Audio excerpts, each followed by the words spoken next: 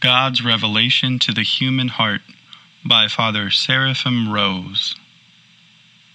Introduction by Hieromonk Damascene.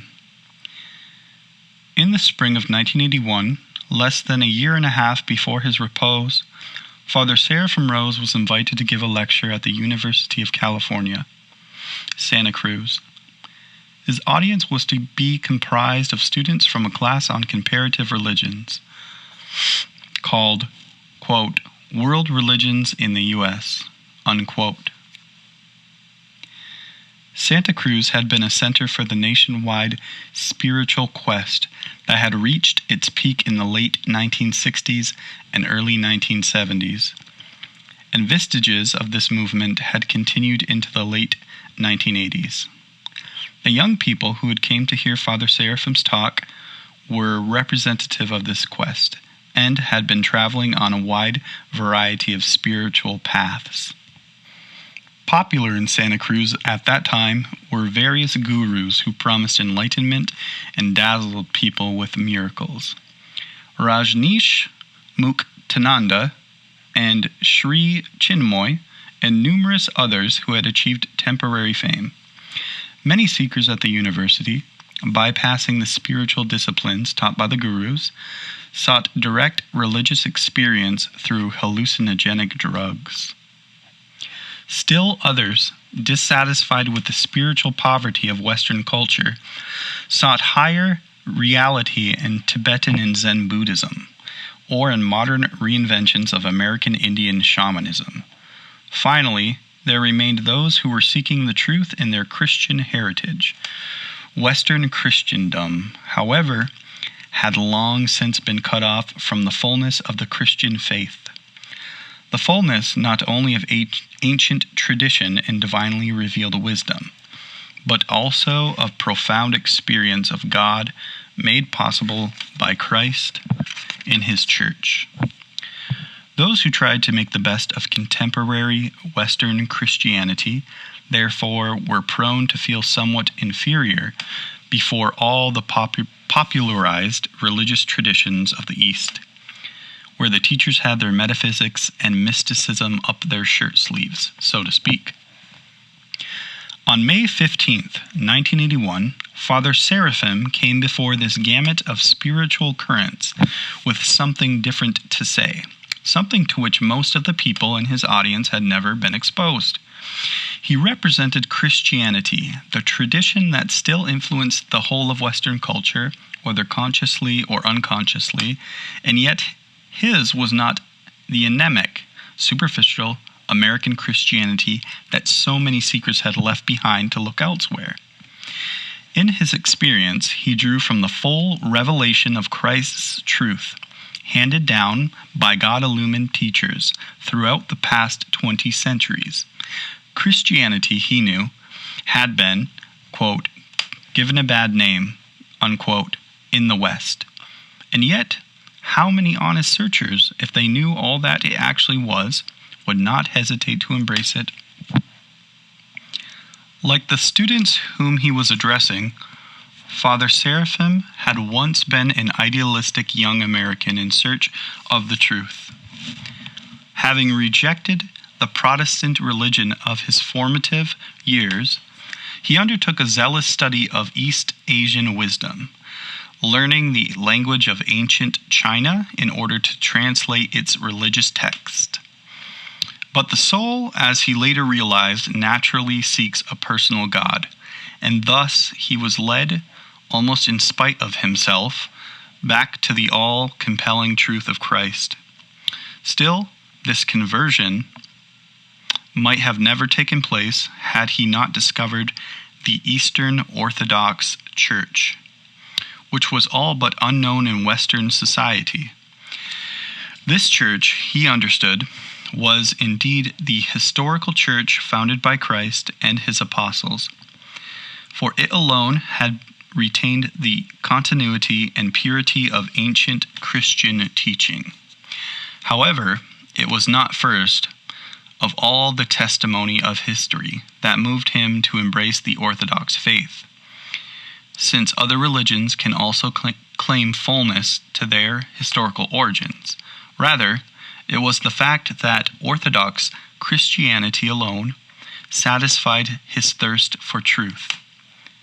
It brought him into living communion with God through divine grace, gave him a profound spiritual discipline in which he could grow into God's likeness, and at the same time provided him with the theological, metaphysical principles by which his penetrating mind could perceive the universe as a coherent whole, and the noble place of man within that whole.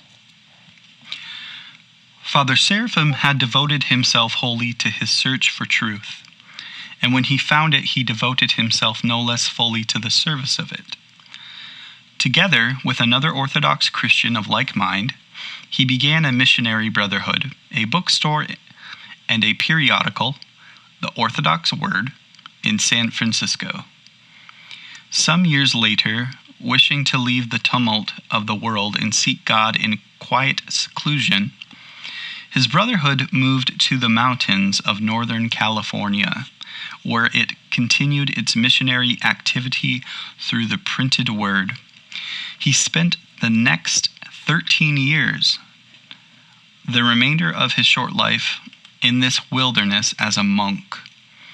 An inward change was wrought in him during this time, as he became immersed in the church's cycle and rhythm of prayers, and in the timeless writings of the Holy Fathers.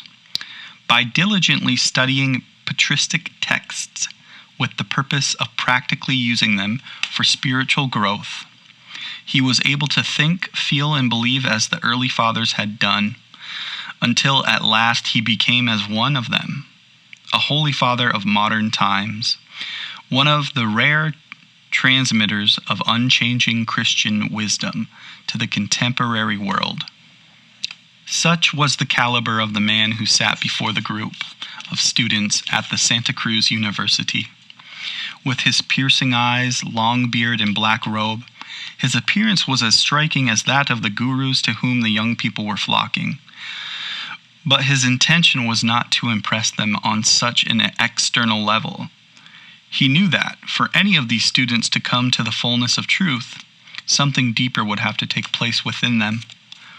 Father Seraphim was well aware of how spiritually insensitive modern man had become. And thus, he knew that people often needed some supernatural, quote, phenomena, unquote, some sensual but seemingly spiritual experiences to awaken any response in them.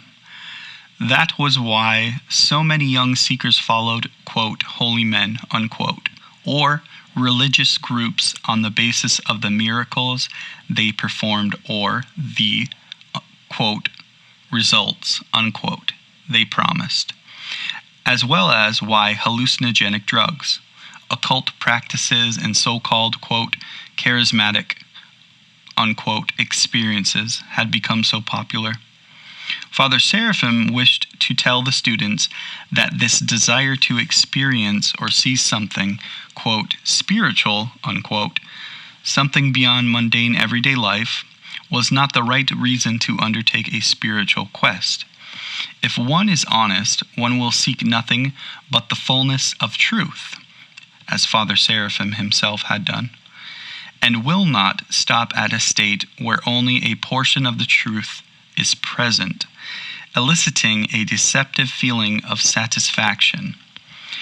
It is true that Father Seraphim had witnessed many miracles during his life. One of his mentors, Archbishop John Maximovich, had been a worker of wonders in the same way that the first apostles had been. Father Seraphim would tell the students of some of these wonders, but he would do this only to lead them towards deeper considerations. His ultimate aim, of course, was to awaken people to that which they truly desired, the living Christ. He recognized that for all spiritual denseness of contemporary Western man, the basic process of his conversion was no different from what it had been in past ages. Conversion takes place when something in the heart is touched, when the heart begins to, quote, burn, unquote, at being in contact with God-revealed truth. Before this can take place, however, the person often has to feel an absence of this truth and to actually experience suffering as a result of this want. People in the affluent Western world often have this feeling of spiritual torment suppressed from their consciousness. So occupied are they with physical comforts and stimulations. In countries where people are deprived of freedom and comfort, on the other hand, the spiritual hunger of man becomes more immediate and desperate. Therefore, Father Seraphim realized people in the free world have an important lesson to learn from those behind the Iron Curtain concerning the awakening of religious faith.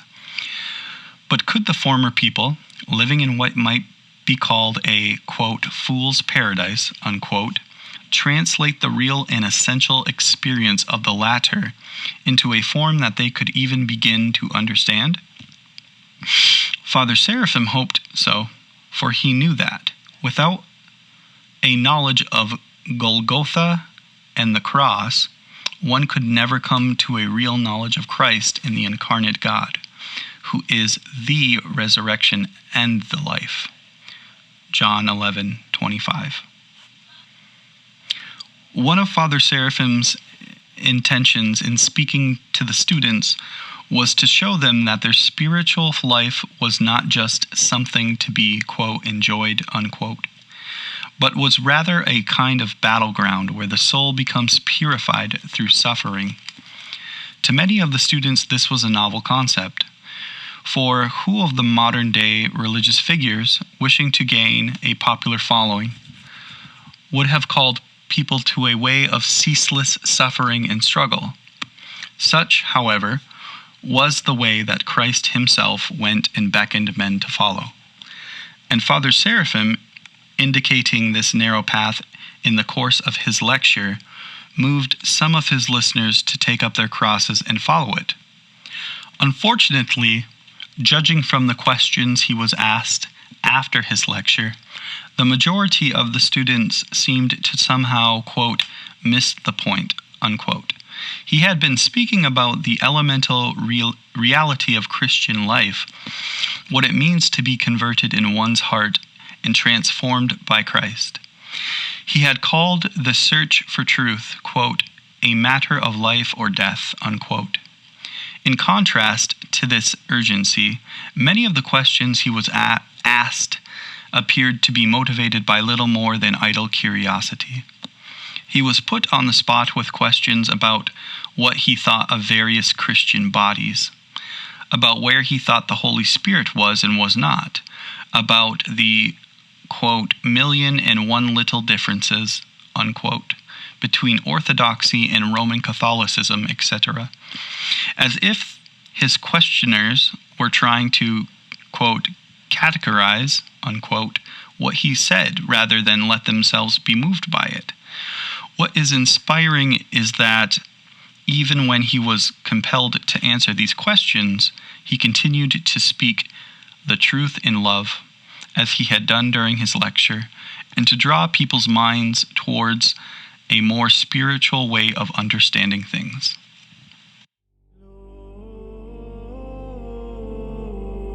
Jesus.